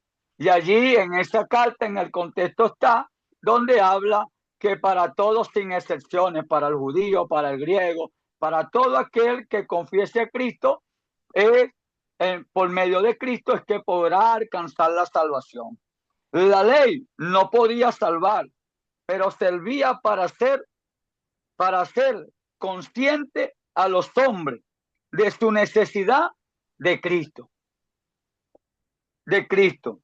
a través de quien solamente podría ser justificado por la fe. Abraham, el padre de la fe, pero el autor de la fe es Cristo. La ley, a través de las ofrendas, su sacerdocio, el tabernáculo, señalaban algo. ¿Qué señalaban? Señalaban la cruz. Señalaban a cruz el madero, pagando por nuestra culpa en el Calvario. La cruz de Cristo como el único camino de salvación. Y acceso, porque era lo que Dios cuando dio la ley a Moisés, era para que hubiera una relación, por eso lo mandaba a santificarse, a cumplir la ley, a caminar íntegramente, porque Dios quería lo que dice el profeta Isaías, quería esa relación, la cual se había quebrado en el huerto del Edén, pero el pecado lo hacía, no lo hacía en condición de estar delante de Dios, pero Cristo en la cruz abrió un camino por medio de él a la salvación y a la relación y al acceso al Dios de los cielos. Una vez que vino Cristo y fue recibido como Señor, por fe, la ley como un medio para obtener la salvación fue desechada o rechazada por los incrédulos, aquellos que no vienen a Cristo para salvación todavía están siendo juzgados por la ley. Porque Cristo, porque, porque Pablo dice, el texto que dije ahorita, capítulo 9 de Corintios 21, Pablo dice, no estamos, porque yo sin la ley de Dios no puedo, pero con la ley de Dios, pero también con la ley de Cristo. Esta es mi exposición, corto, preciso. Dios me le bendiga, Dios me le guarde, que sea de gran bendición. Mi hermano Alfredo. Estoy preciso, estuvo media hora, pero está bien, gloria a Dios. Bueno, querido hermano Alfredo, muy bien su exposición, me gustó. Bueno, nosotros como estudiamos la teología, nosotros vemos los 5 aspectos de la ley, ¿ya? Y usted se pasó por los 5 aspectos. Obviamente nos las dijo por orden. Y anoten ahí, bueno, muy bien, hermano, le vamos a sacar un 7, mi hermano, y me gustaría que anotaran ahí los 5 aspectos. Usted tiene que aprendérselo, si están ahí, los hermanos que puedan poner su Amén. pantallita igual. Hay 5 aspectos esenciales de la ley, ¿ya? Recuerde que la ley fue por un propósito y esto es necesario que todo predicador, todo hermano sepa. ¿Por qué? Porque con esta cuestión del judío mesiánico, cristiano mesiánico, se está otra vez volviendo como un tema, un renacer. Lo voy a sacar un poquito acá. Ya. Anote ahí los 5 aspectos de la ley. Número 1, ya es dar a conocer la santidad de Dios. Y esto usted tiene que aprenderlo, mi hermano. Número 1, los 5 aspectos de la ley. Dar a conocer la santidad de Dios. Número 2, dar a conocer el carácter de Dios. Recuerda que a través de la ley vemos el carácter de Dios. Y número 3, aplicando el número 1 y número 2, que a través de la santidad y el carácter de Dios, el hombre es como un espejo, se da a conocer que el hombre es pecador. Y a través, ¿no es cierto?, que Dios Amén. da a conocer su santidad y su carácter, para que lo anote ahí. Número 1, muy despacio, santidad. Número 2, dar a conocer el carácter de Dios. Número 3, el hombre en esta condición de ver el carácter y la santidad de Dios, en el número 3, es que el hombre, ¿no es cierto?, es pecador ante los ojos de Dios. Y el aspecto número 4, ¿no es cierto?, que a través de que el hombre lleva una vida de pecado, necesita, ¿no es cierto?, un salvador. Póngale ahí, el aspecto número 4, un salvador. Y el número 5 es la ley en Cristo, que se cumplió, ¿no es cierto?, la ley en Cristo. Usted tiene que definir bien estos 5 puntos y aplicarlos y poder entenderlos bien. Estos 5 aspectos de la ley que se llaman en el ámbito teológico. Y a través de estos 5 aspectos usted va a tener la claridad y la visión por qué Dios trabajó en el Antiguo Testamento, ¿no es cierto?, con las ordenanzas, estatutos y mandamientos. Así que apréndanse de memoria esos 5 aspectos de la ley de Dios en la humanidad. Amén. Así que Dios le bendiga mucho, mi hermano Alfredo. Le sacamos ahí la nota, un 7, ¿amén? Amén. Porque pasó por los 5 aspectos y eso es lo que yo no le hablé de los 5 aspectos porque yo quería ver su presentación. Así que me gustó mucho su presentación, hermano, pasó por los 5 aspectos y inmediatamente le vamos, mi hermano Héctor, un abrazo, Dios me lo bendiga. Amén, amén, hermano Patricio. Buenas, Amén, mi igualmente, hermano hermano Patricio. amado. Buenas noches, mis hermanos, mi pastor que está en esta noche. Que Dios le bendiga a todos, amén. Amén. La verdad, mis hermanos, estoy en el trabajo, así que puede que os oigan ruido o interrupción. Estoy acá en el trabajo, ¿cierto? Para la temática que me correspondió. Amén. Y a usted le tocó, mi Eh, hermano Héctor, la idolatría. Así que amén, mi hermano Patricio, amén. le damos el pase nomás, mi hermano amado. Dios me lo bendiga. Amén, hermano Patricio. Bueno, vamos a comenzar, ¿cierto? Dándote estudio, ¿cierto? En nombre del Padre, del Hijo y del Espíritu Santo. Amén. Antes de entrar, mis hermanos, a la temática, ¿cierto? De la investigación, muy personal, ¿cierto? La idolatría es algo muy fuerte en el ser humano, en las culturas, ¿cierto? En cual uno reside. Antes de entrar, ¿cierto? Quiero comentarle un testimonio, una situación que vi en una hermana cristiana, que ya, ¿cierto? Adulta ya, en su edad y también el cristianismo. Pero llegó un momento en su vida, cierto, que ella empezó a soñar con sus padres fallecidos. Y a ella se le presentaron en la noche los sueños y ella empezaba a conversar y ella empezó a hacer reverencia a sus padres a través de sus fotografías. Ya después le prendía velas a las fotos, el cual fui hartas veces a hablar con ella, ¿cierto? Porque su esposo me pidió que fuera a hablar con ella y le explicaba que eso era una idolatría. Que no había forma que sus padres podían comunicarse con ella, ¿cierto? Una vez ya parte de este mundo.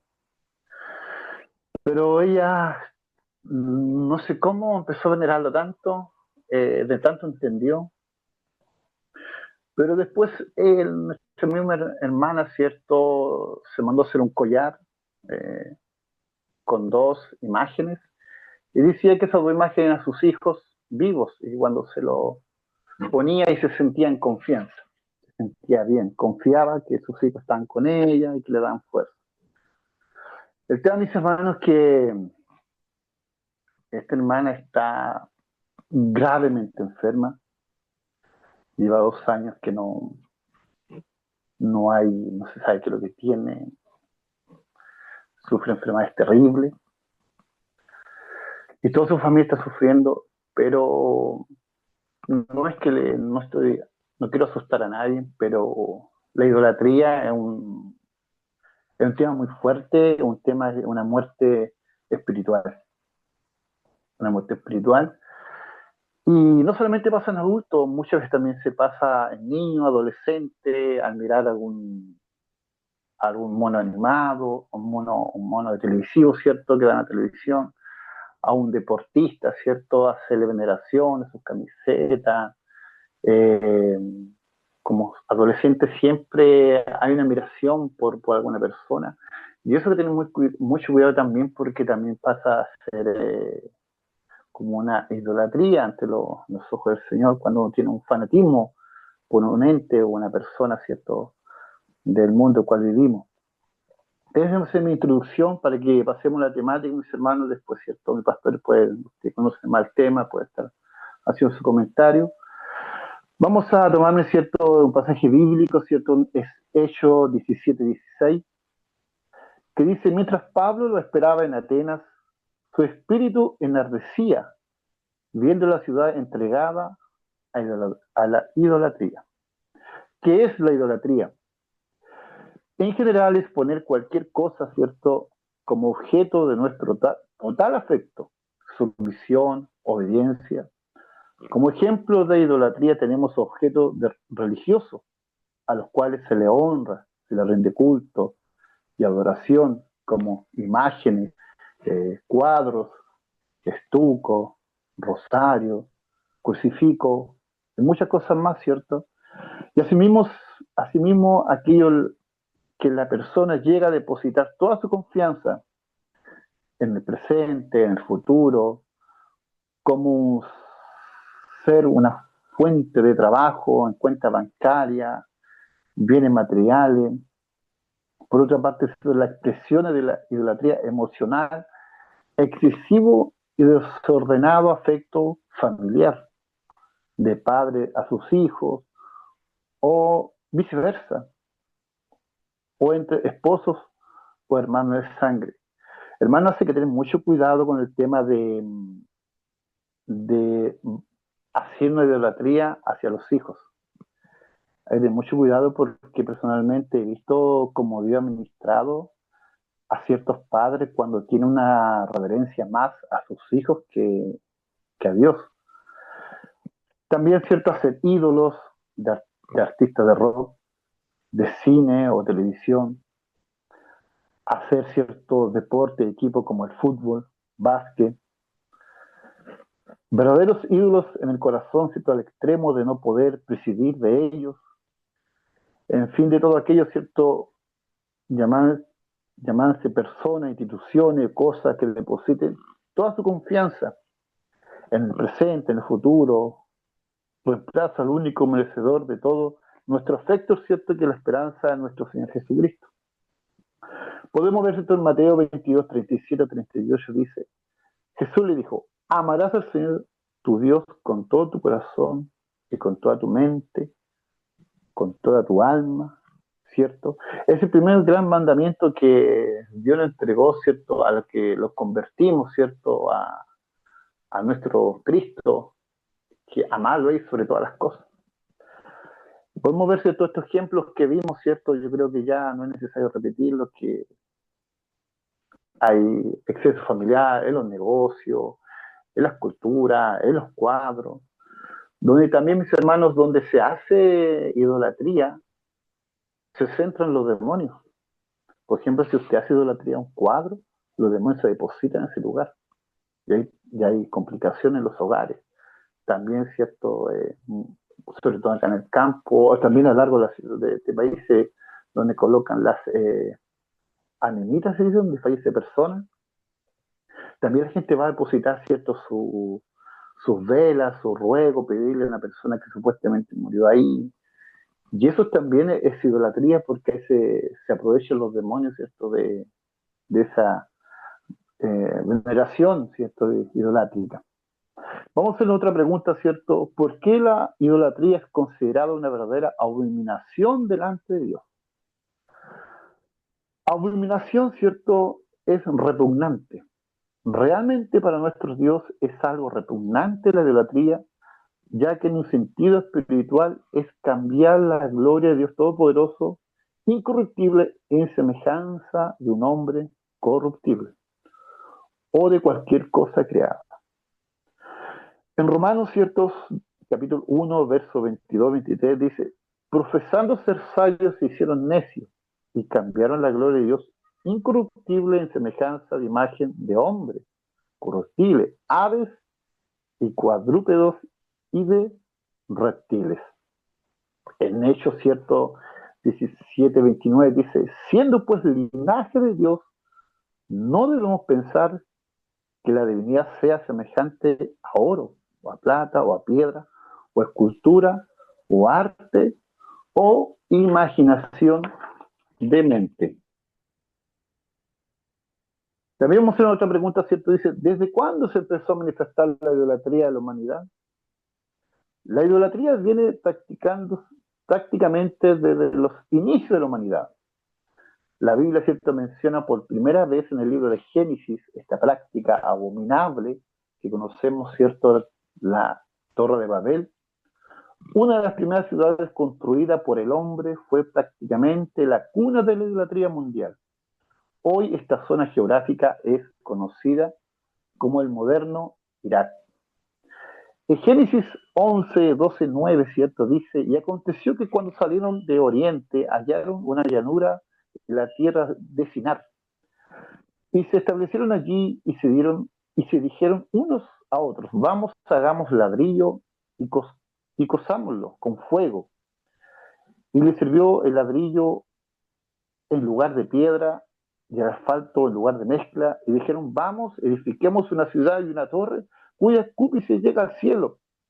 Llegamos un nombre, por si fuéramos esparcidos sobre la faz de toda la tierra, ¿cierto? Y descendió Jehová para ver la ciudad y la torre que edificaban los hijos de los hombres. Y dijo Jehová, he aquí el pueblo es uno y todo esto tienen un solo lenguaje. Y han comenzado la obra y nada le hará desistir ahora de lo que ha pensado hacer. 7. Ahora pues descendamos y confundamos allí su lengua, para que ninguno entienda el habla de su compañero. Así lo esparció Jehová desde allí sobre la faz de la tierra y dejaron de edificar la ciudad. Por esto fue llamado el nombre de Babel, porque allí confundió Jehová el lenguaje de toda la tierra. Desde allí lo esparció sobre la faz de toda la tierra. Los hombres impíos, cierto, vanagloriosos, quisieron hacerse un nombre conocido en toda la tierra, manifestando de esta manera el orgullo de los corazones. Varios aspectos de estos pasajes reflejan el corazón orgulloso y soberbio del hombre, buscando actuar de acuerdo a su propio razonamiento en una forma independiente, sin considerarse toda la voluntad de Dios. Estas actitudes se expresan como idolatría. Voy a saltar algunos pasajes bíblicos, hermano, para que no me demore mucho, ¿cierto? ¿Cierto? Desde el principio encontramos al hombre utilizando sus inicios de tecnología para satisfacer sus inclinaciones a la idolatría. La torre le servía no precisamente para llegar al cielo, pero sí para convertir en un centro de adoración del ejército del cielo, es decir, el sol, la luna y las estrellas.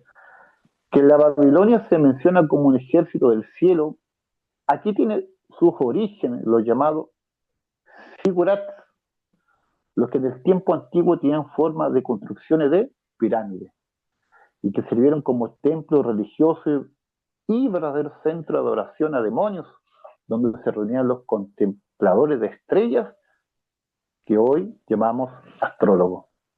La escritura condena tales prácticas abominables. Vamos a encontrar un pasaje, muchos pasajes, ¿cierto? Vamos a dar unos dos pasajes. En Isaías 47:13 dice: te has fatigado en tus muchos consejos. Comparezca ahora y te defiendan los contempladores de los cielos, los que observan las estrellas, los que cuentan los meses, para pronosticar lo que vendrá sobre ti. La voluntad de Dios era que el hombre debía llenar la tierra. En su rebeldía, el hombre decidió hacer una torre. Vamos a leer también Génesis 1:28, dice: y lo bendijo Dios y le dijo: fructificad y multiplicaos, llenad la tierra. Y soyugad y soñeread en los peces del mar, en las aves de los cielos, y todas las bestias que se mueven sobre la tierra. En el versículo 6 dice: nada les hará existir ahora de lo que han pensado hacer.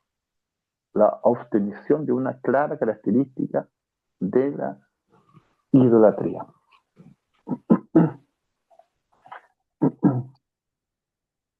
En el mundo encontramos una increíble cantidad de tradiciones, costumbres, rudimentos que manifiestan esta idolatría pagana que tuvo como origen en Babel. Por ello el apóstol Pablo, inspirado por el Espíritu Santo, advierte en Colosenses 2:8. Dice: mirad que nadie os engañe por medio de filosofía y huecas sutilezas, según las tradiciones de los hombres, conforme al rudimiento del mundo, y no según Cristo. En resumen, la idolatría se manifiesta la soberbia humana de hacer pensar y vivir como a uno le venga en gana, sin tomar en cuenta para nada al Señor. Vamos a hacerlo, ¿cierto? Vamos saltando un poquito, hermano, vamos avanzando, no quiero demorarme mucho, ¿cierto?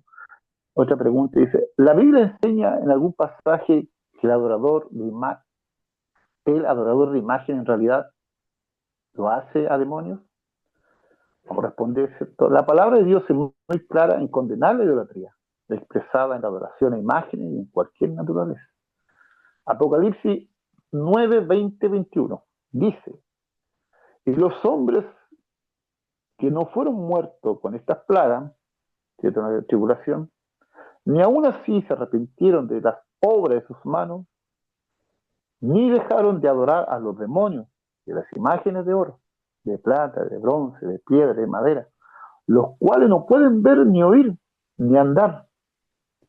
Y no se arrepintieron de sus homicidios, ni de sus hechicerías, ni de su fornicación, ni de su hurto. En el catolicismo romano, ¿cierto?, defiende el uso de imágenes en sentido de que no se le adora siendo, son solo una especie de fotografía o representaciones visuales que ayudan a la fe del pueblo. Estas afirmaciones tienen base bíblica. La palabra de Dios es muy clara respecto, ¿cierto?, a esto. En el libro de Éxodo 20 se encuentran los 10 mandamientos. El segundo mandamiento se refiere a la prohibición de hacer y honrar y postrarse ante cualquier imagen o ídolo. Yo tenemos otro pasaje bíblico, ¿cierto?, también Éxodo 20, 4-6, pero vamos a adelantarlo, mis hermanos, para seguir avanzando. Vamos a hacer otra pregunta, ¿cierto? ¿Por qué en el Antiguo Testamento el Señor permitió a Moisés, su siervo, que hiciese tallar querubines, ángeles, para el arca del testimonio, y otra oportunidad que se levantase una serpiente de bronce? La palabra de Dios menciona en el Antiguo Testamento estos dos hechos. En Éxodo 2, 25 y 18 dice: hará también dos querubines de oro labrados a martillo, lo harás en los dos extremos del propiciatorio. Es muy importante considerar, ¿cierto?, que los querubines nunca fueron hechos para que el pueblo de Dios le honre y venere, peor adore. Simplemente estaban ahí con la función de manifestar la adoración y el cuidado de millones de ángeles tributan al Señor y en su bendita presencia en el tercer cielo. Además, el único que tenía acceso al lugar santísimo, que era donde se encontraba el arca de testimonio con los querubines, era el sumo sacerdote. Una vez al año, ¿cierto? Por último, tanto el arca como los querubines fueron hechos para el cumplimiento del tiempo cuando nuestro Señor Jesucristo, al morir por nosotros y a darnos su victoria en la resurrección, luego de ascender a la diestra del Padre, enviará al Consolador, el Espíritu Santo. De esta manera, su pueblo o su iglesia le pueda alabar y adorar, no por vista, sino en espíritu y en verdad. Vamos, hermanos, a ir avanzando, ¿cierto? Hay muchos otros versículos que le podemos acompañar. Vamos a ver un pasaje más, ¿cierto? En Segunda de Reyes 18:4 dice: él quitó los lugares altos y quebrantó las imágenes y los cortó los símbolos de acera.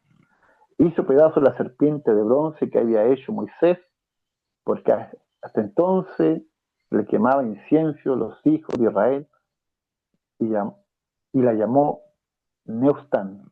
Definitivamente para el Señor la idolatría es una abominación, algo repugnante.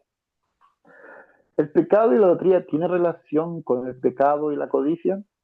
La palabra de Dios enseña claramente la estrecha relación que existe entre la idolatría y la avaricia o codicia de dinero, bienes materiales en general.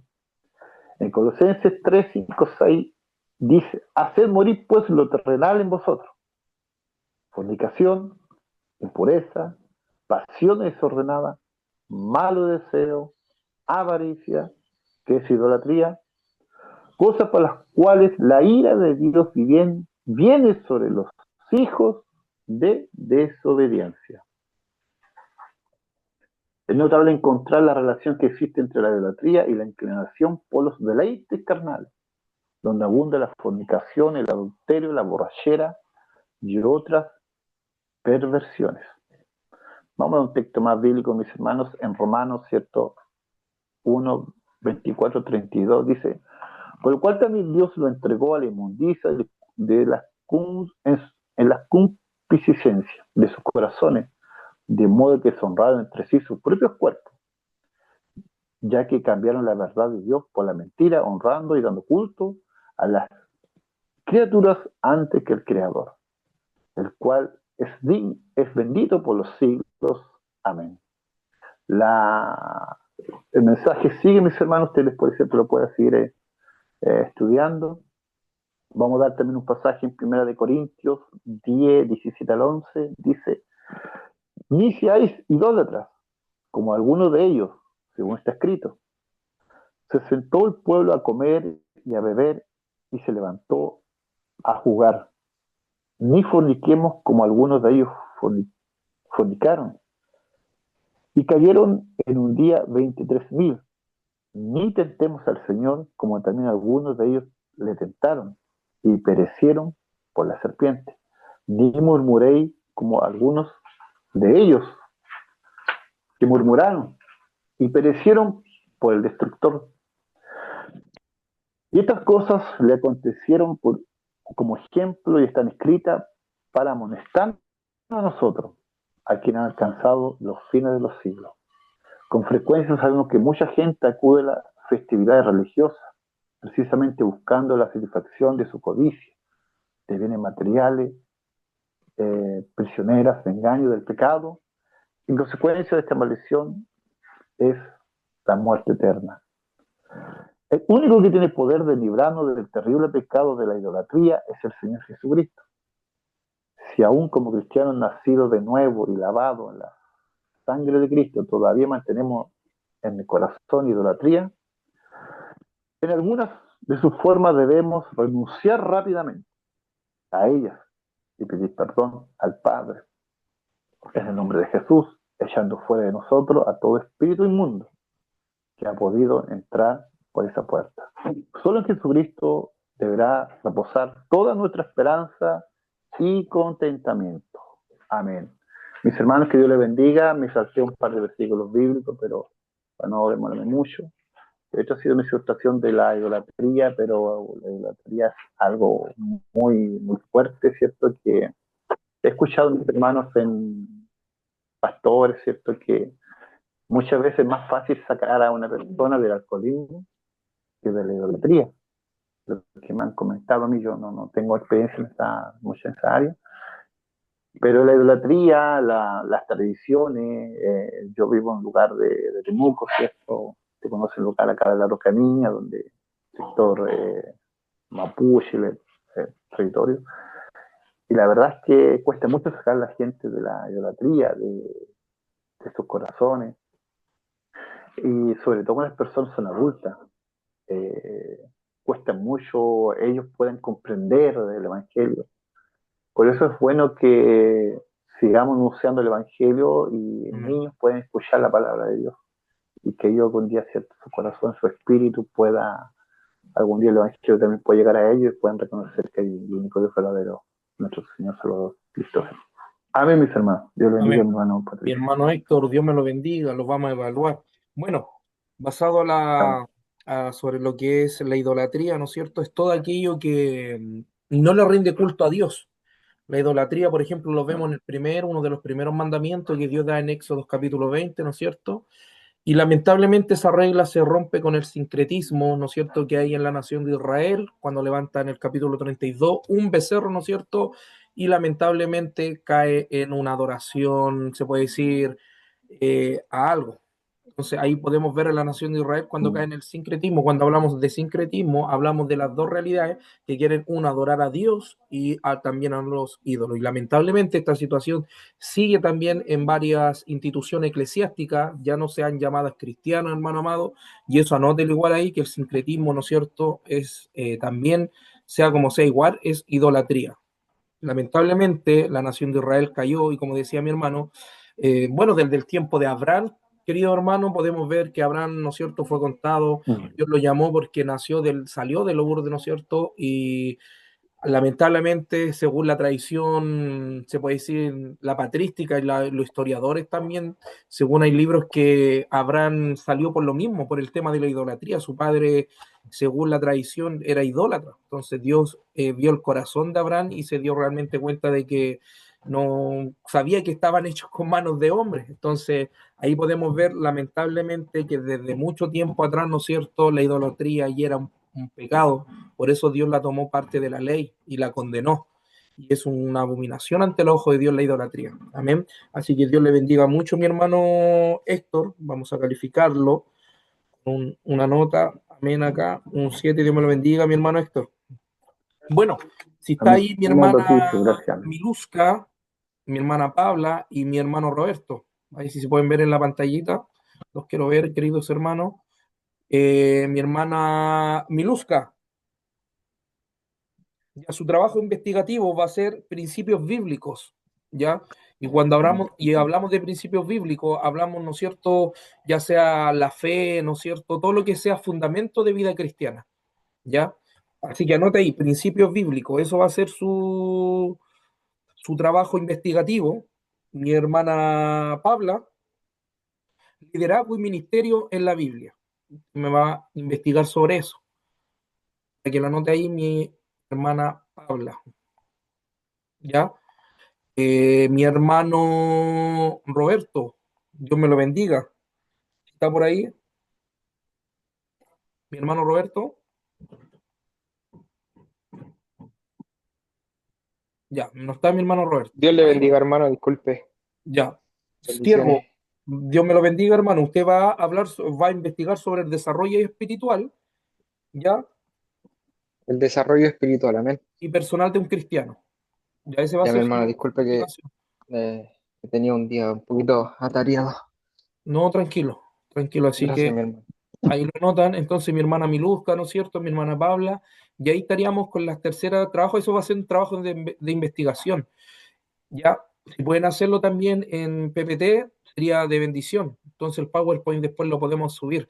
Mi pastor Fernando, no sé si, bueno, me mandó un mensaje. Recuerden que los 5 aspectos, me dijo que no alcanzó a anotar el número 5. Lo voy a repetir de nuevo. Ya los 5 aspectos de la ley que Dios, porque dio la ley. Número 1, el aspecto era la santidad, ¿no es cierto? Número 2, dar a conocer el carácter de Dios para que lo anote bien ahí.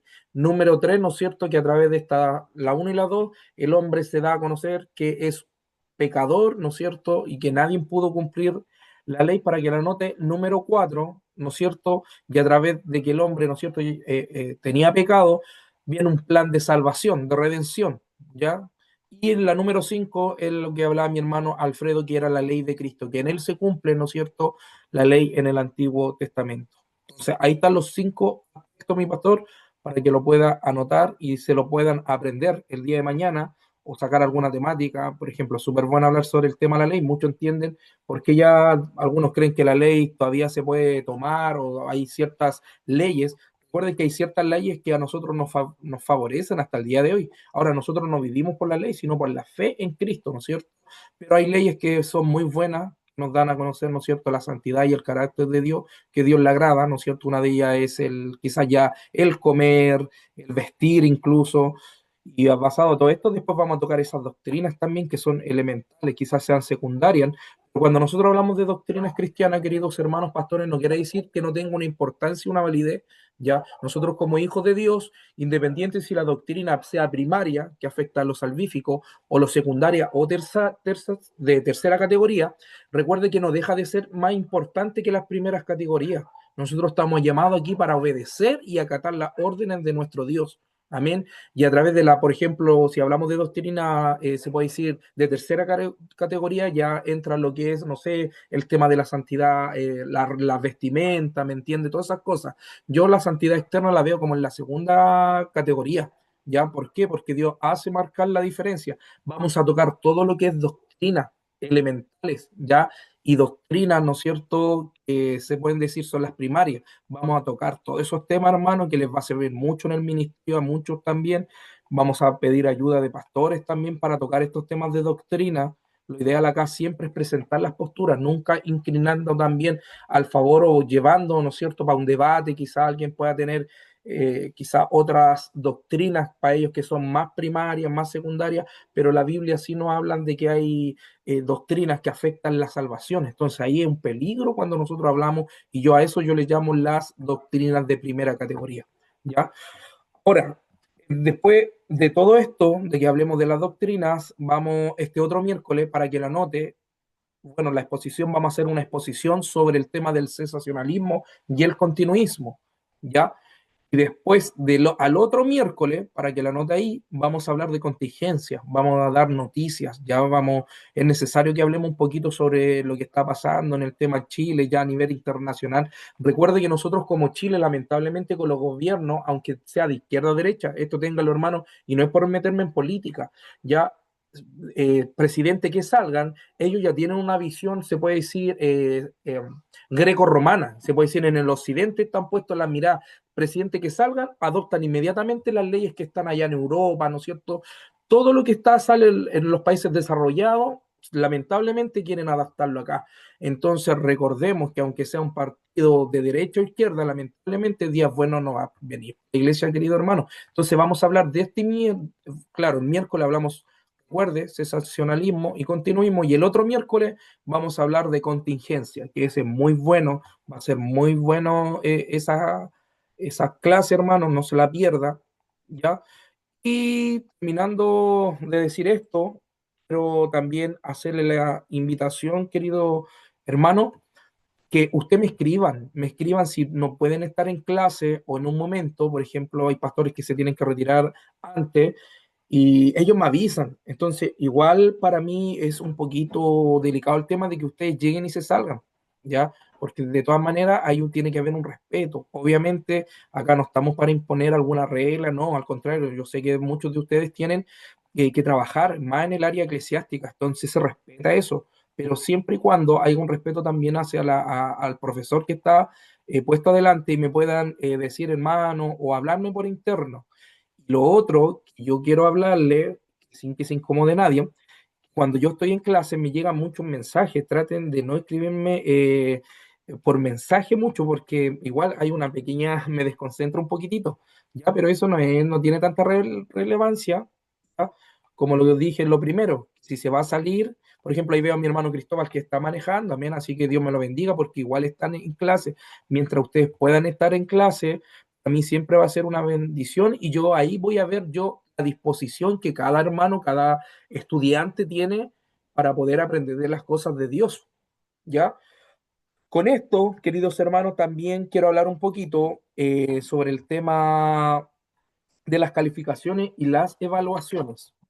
Un poquitito. Ya tengo todas, me faltarían solamente 3 evaluaciones.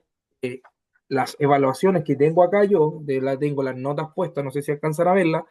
Esta va a equivaler casi al 50% de poder pasar este curso, ¿ya? Y vamos a hacer también otra evaluación que ella me gustaría ya que puedan participar los 18 alumnos que tenemos, puedan en esta presentación, recuerde, en 4 meses más viene otra presentación, pero más adelante va a ser un poquito más difícil, pero confiando, ¿no es cierto? Y nosotros confiamos en Dios de que todos van a aprobar el curso. No va a ser de que usted deje de estar en las clases, ¿ya? Así que tenga tranquilo en eso cada hermano, porque igual un hermano me habló por interno que estaba nervioso, de que no sabía, no, si aquí nosotros no vamos a poner más allá un peso de que usted, para mí todo puedan pasar, esa es la visión de nosotros, no dejar repetir a alguien. Se supone que si hay un compromiso de por medio, es que ustedes van a estar lo más que se pueda en las clases y van a participar en todos los exámenes. Hasta el día de hoy, solamente, y lo otro, hablando de examen, me faltan 2 exámenes. ¿Ya? Yo, por favor, le pido que me lo puedan enviar por interno porque me estarían faltando esos 2 exámenes y evaluación para poder yo enviarlo para que lo puedan ver también y calificar. Pues yo, bueno, al final de todo, yo califico las pruebas, pero esa es parte importante que va a quedar en el correo, esas pruebas, y va a ser dirigida, ¿ya? Con esto, hermano amado, quiero también, bueno, agradecerle a cada uno de ustedes en el sentido de sus exposiciones. Ustedes yo creo que ya lo vieron por la plataforma de YouTube. Eh, Cada uno se hizo responsable. Lo bueno, hermano, y yo de verdad se lo agradezco de antemano, que yo no tuve que haber intervención, ¿ya? Muy difícil lo que hicimos. ¿Por qué? Porque cada presentación quizá uno lo podía haber presentado de un punto de vista.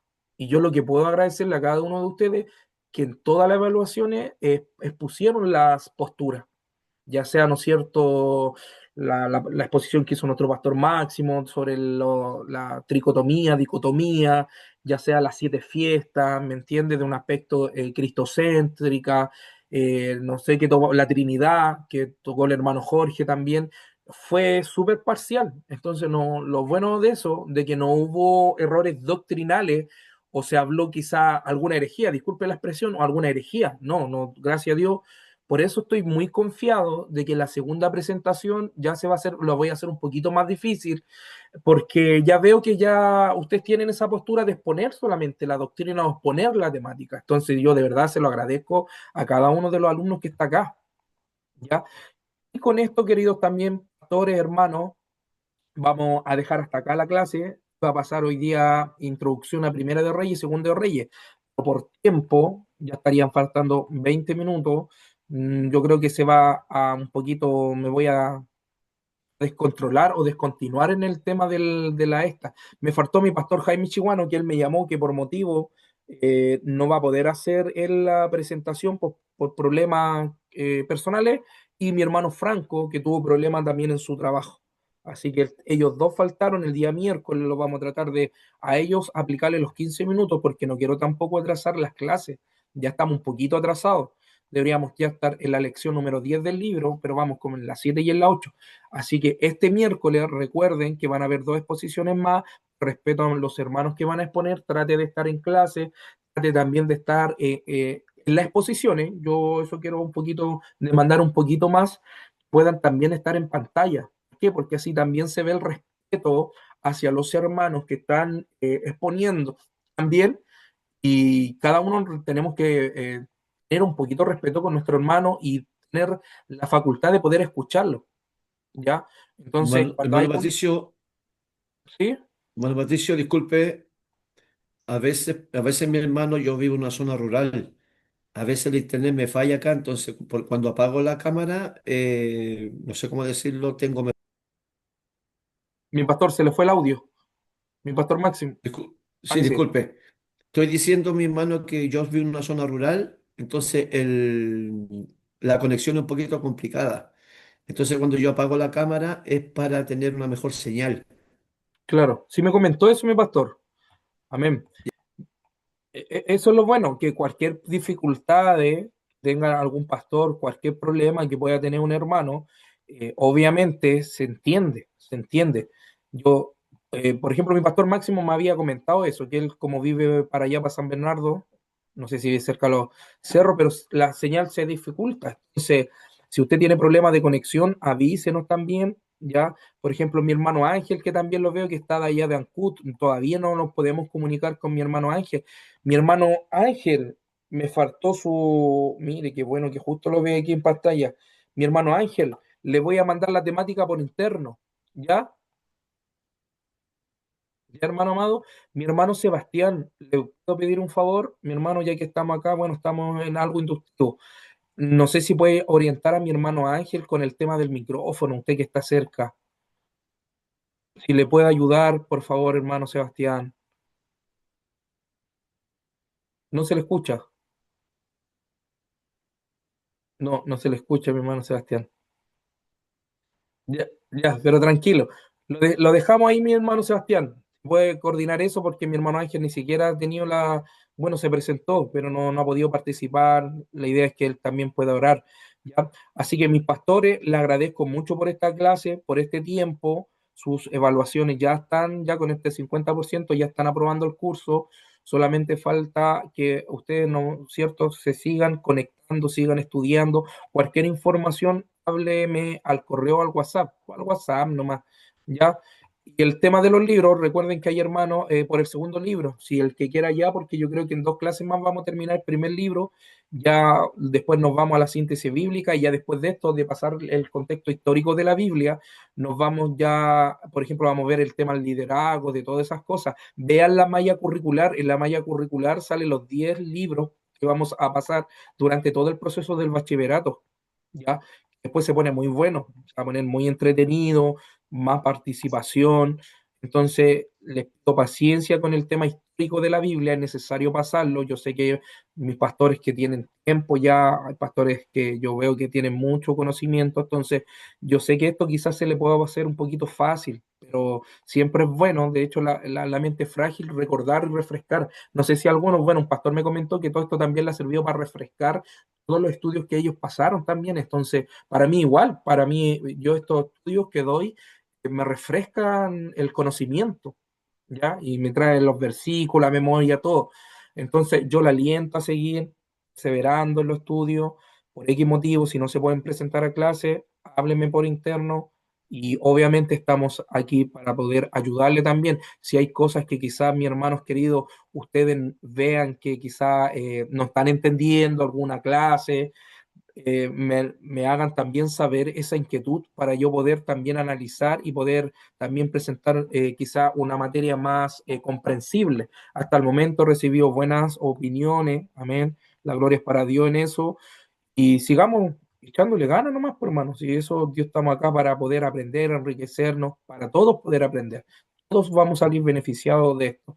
¿Ya? Así que mi hermano, ahí lo veo, mi hermano me hubiera gustado mi pastor ahí, que hubiera estado mi hermano para que pudiera orar. Mi hermano Héctor, ya que terminó mi hermano Héctor, ha habido poca participación. Mi hermano Héctor quizás está trabajando. ¿Le parece si oramos, mi hermano Héctor? Le vamos a dar la oportunidad para que Amén. pueda orar, hermano amado. Amén. Así que Dios le bendiga a cada uno de mis hermanos y oramos. Amén. Amado Dios y buen Padre Celestial, Te damos las gracias, Señor, y mío, primeramente, por un día más de vida, un día más de salud, Señor. Un día más, Señor, poder estar estudiando tu palabra, Padre, que nos consuela, que nos conforta, que nos anima, Señor, que nos refrigere nuestras vidas, amado Cristo. Amado Padre, humildemente, Dios mío, te clamo, Dios mío, por hermano Patricio, que tú lo guardes, lo cuides, Dios mío, le dé fuerza, Dios mío, aliento, y que crezcan conocimientos, Señor, para que nos enseñe tu palabra, Padre, para que crezcamos, Señor, con mis pastores, mis hermanos que estamos en este curso, y sea, Padre mío, para hablar tu verdad, tu evangelio, a muchas almas, Padre, que necesitan de ti. Padre mío, ahí en ese lugar, en esos campos donde estamos a estar, pero necesitamos tener conocimiento, sabiduría para defender tu verdad, Padre mío, no para orgullecernos, Dios mío, sino para predicar a las almas perdidas. Padre mío, te pido tu bendición, guarda a mis hermanos, sus hogares, sus familias, guarda sus trabajos, guarda sus vehículos, Padre mío, todos sus descendencias, sus hijos, sus nietos, sus congregaciones, cuales mis pastores, Padre mío, dirigen, a mis hermanos, a todos, Dios mío, guárdalos, Padre, porque lo encomendamos en ti, Señor, porque nuestra confianza está en ti, Cristo amado, en Cristo, como decía Pablo, Padre, nosotros estamos en ti, mi Señor amado. Gracias, Padre mío, te pedimos tu fortaleza, tu compañía, Padre, con esa oración hermosa y poderosa que viene de lo alto, Dios mío, que es el nombre del Padre, del Hijo y del Espíritu Santo. Amén y amén, mi Señor. Gloria a Dios, Amén. Gloria a gloria a Dios, Dios, gloria a gloria a Dios, Dios gloria a Dios para siempre. siempre. Amén. Amén. Vamos a dejar de